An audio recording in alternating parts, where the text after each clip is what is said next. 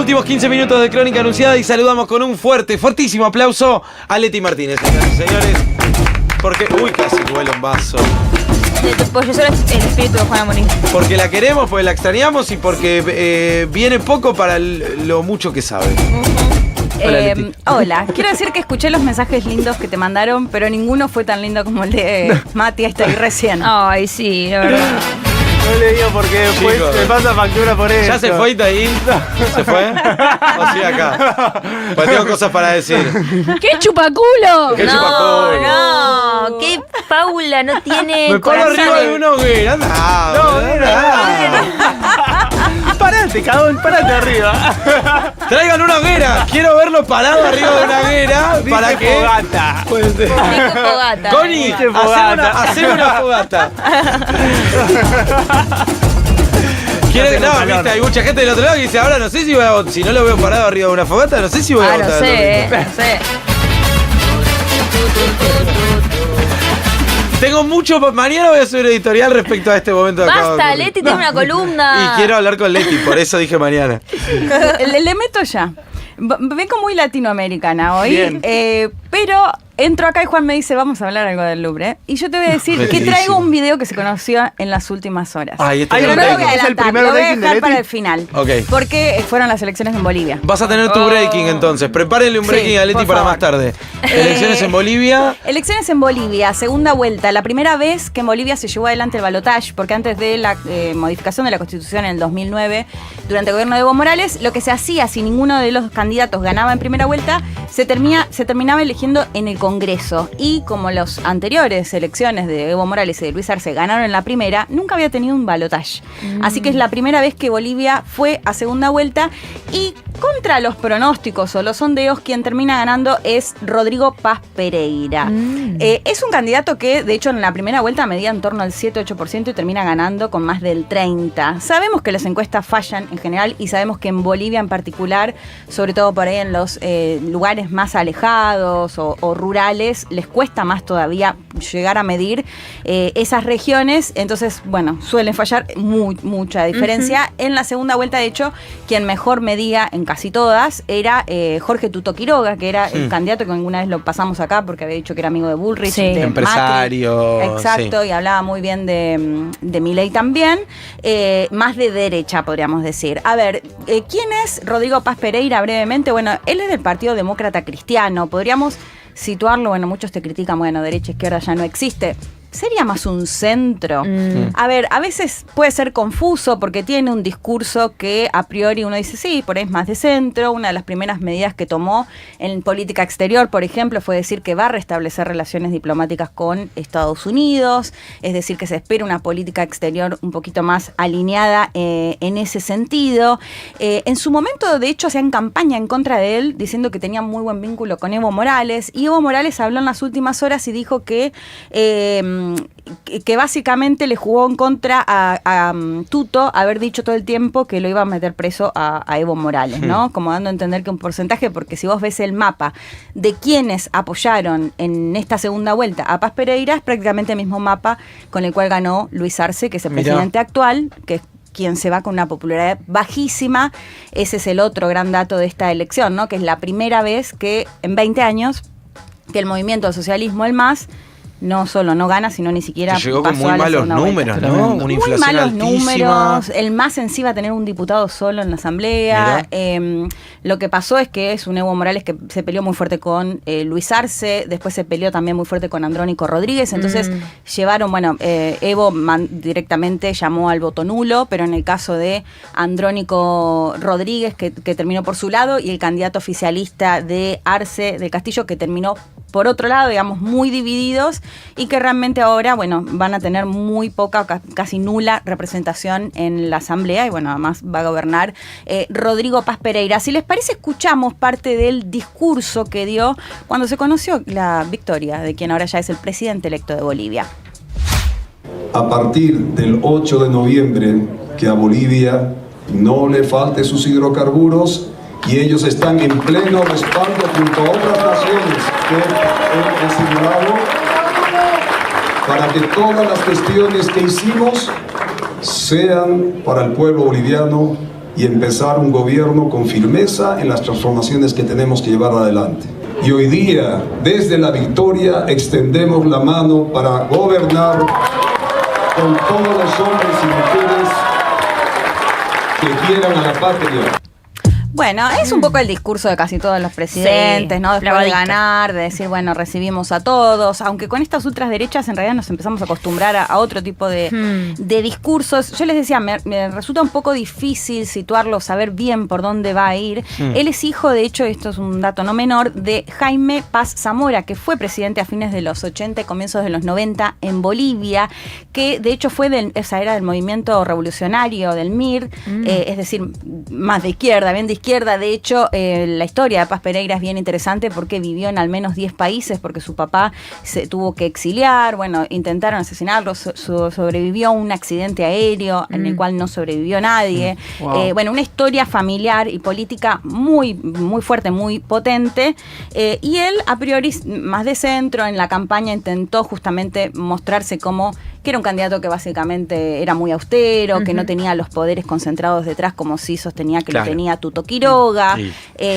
¿Cuáles van a ser los grandes desafíos? Es una Bolivia que, a diferencia de lo que decíamos en pandemia, que era casi el único país que no tiene inflación, tiene más de un 23% de inflación, que es un número altísimo para los números Sí, que sí. manejaba.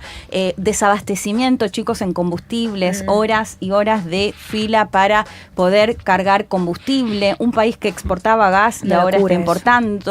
Falta de divisas. Bueno, realmente sumado a la crisis política, de credibilidad también y impopularidad que les decía de Luis Arce, esta crisis económica, que bueno, hay un montón de análisis que se hacen, ¿no? Porque recordemos de los años de mucha bonanza durante los gobiernos de Evo Morales y todo el hecho de que se habían nacionalizado justamente los recursos y el hecho de esto de decir, bueno, basta de que las transnacionales se lleven las ganancias que queden acá.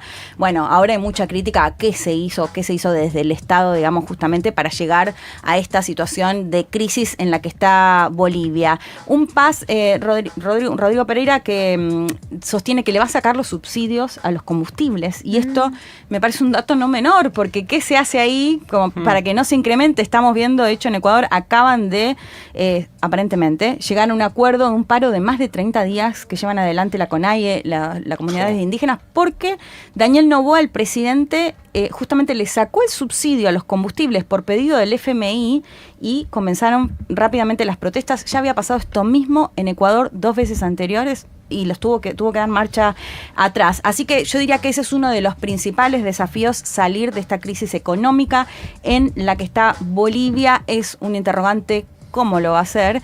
Bueno, un poco por esto que les mencionaba. Lo bueno es que asume ahora, el 8 de noviembre. Es bien rapidito la asunción en Bolivia.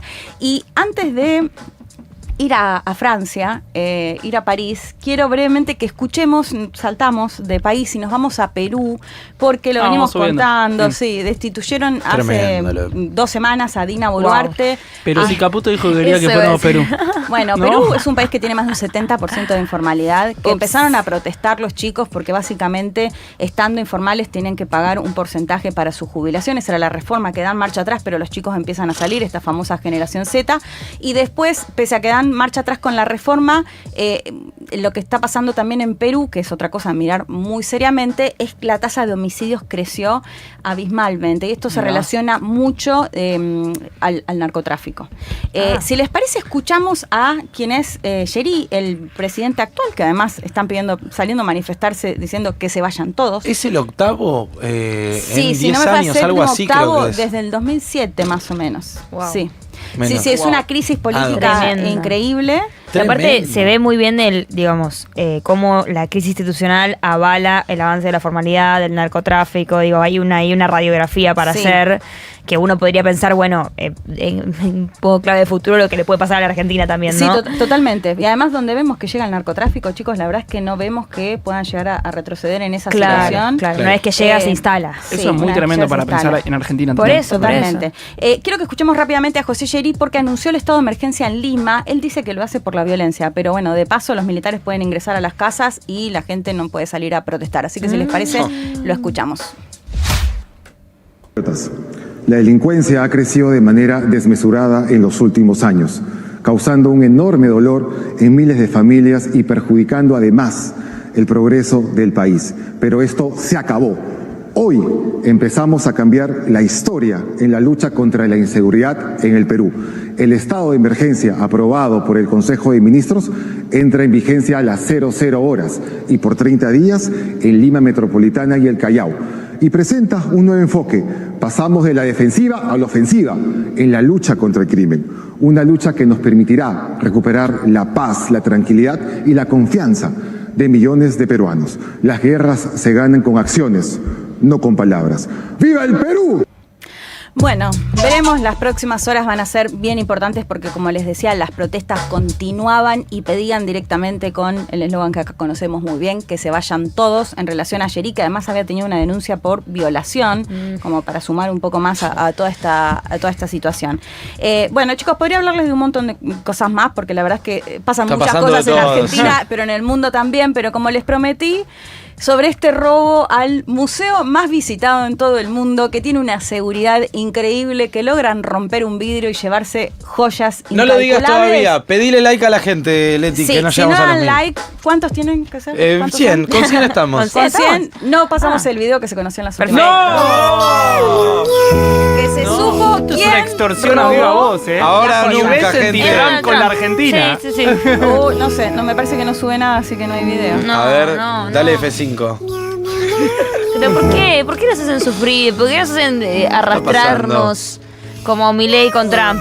Igual vamos a pasar el video, chicos, hagan lo que hagan, Sí. pero denle like Ahí al video. está, por ya favor. está poquito subiendo, ¿no? Muy poquito. Muy poco. Oh, pasa Ahí que está, la gente está vaguita, Hijo del ¿viste? rigor, Ahí Están se destraba, ahí se vaguitos, destraba. están haciendo otra cosa con la tele lejos por ahí.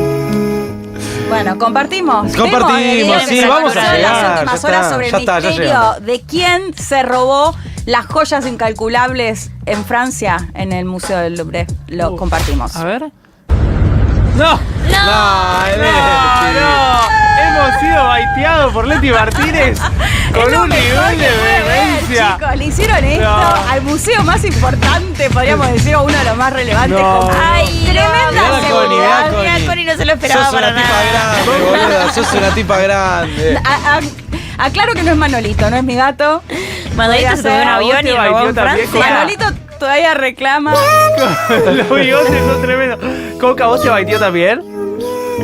No. Yo sabía de todo. Vos fuiste O sea, fue cómplice de esto, cómplice. Qué feo, Pero mira cómo le queda el pasamontaño. Quería decir que yo no me la vi venir, pensé que íbamos a ver algo de verdad. Bueno, no, chicos, este fue Ahora, tremendo. perdón, ¿puedo dar mi teoría al respecto? Yo Sí. sé que nadie me preguntó y que a nadie le importa, básicamente, Uy, porque dale, a ver. seguramente se ha Policiales. equivocado. Pero es imposible que no haya mucha gente de adentro muy involucrada en esto. Connivencia, Bueno, sí, totalmente. ¿Vieron la grúa que Sí, metieron en una la puerta grúa. del No vi nada, museo? me No contás nada, un poco. podemos- el viernes, Sí, el viernes de se veda. supone que son El 4 viernes de veda ladrones. hacemos Viernes de especial especial robo. robo. Tampoco vi nada. Te lo cuento muy breve. Se hicieron pasar por trabajadores. Sí. Ah. Suben con la grúa Un al menos simulacro, 2. los simuladores. Hay una Hay un serie video acá. que tiene un chaleco amarillo. Sí, Y no, nadie no. desconfía. El tipo rompe el vidrio y se lleva las joyas. ¿Qué? Voto, ¿me buscás la foto de del elevador antes de irnos? Ya cerramos. No, 16 porque De pronto 01. me interpela mucho este tema, es increíble. No, es que Yo veía serie, pero aparte... nadie pidió, che, a ver la habilitación de esto. Sí, nada. Pues estaban haciendo refacciones. ¿Por qué? Es de los Claro. simuladores. fuera de Hacían joda. refacciones, simuladores. sí, total.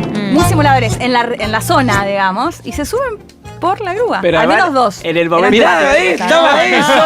Y nadie dijo, che, alguien se puede acercar a preguntar qué hacen estos tipos de ahí. Igual lo hicieron en menos de 7 minutos. 7 o sea, minutos. Profesionales. Claro, No, igual es un montón.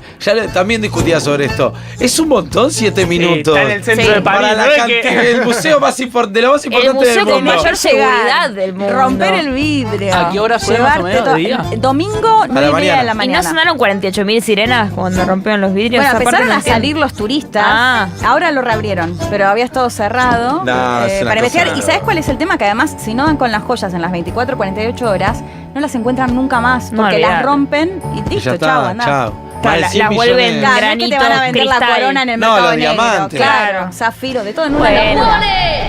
Más de 100 millones de Bastante dólares. país colonizador de Francia, ¿no? El video Como de la para- izquierda es el video que se El- conoció, que lo grabó un turista. Que entró con una motosierra, más o menos. Una motosierra, no. pero en Bueno, serio, pero uno entró lo ve con el chaleco que está trabajando y dice, ah, no, es un trabajador de acá, no desconfías. Claro. Tremendo, Cuando tremendo. rompe la vitrina, quizás alguna Gente, pregunta se claro. hace, ¿no? Cuando el tipo mete Le habrá dado un martillo. codazo sin querer. Bueno, el viernes, si tenemos un rato y Leti quiere, Yo vamos a quiero hacer un saber. especial Dale, dale, dale. robo al Museo Louvre.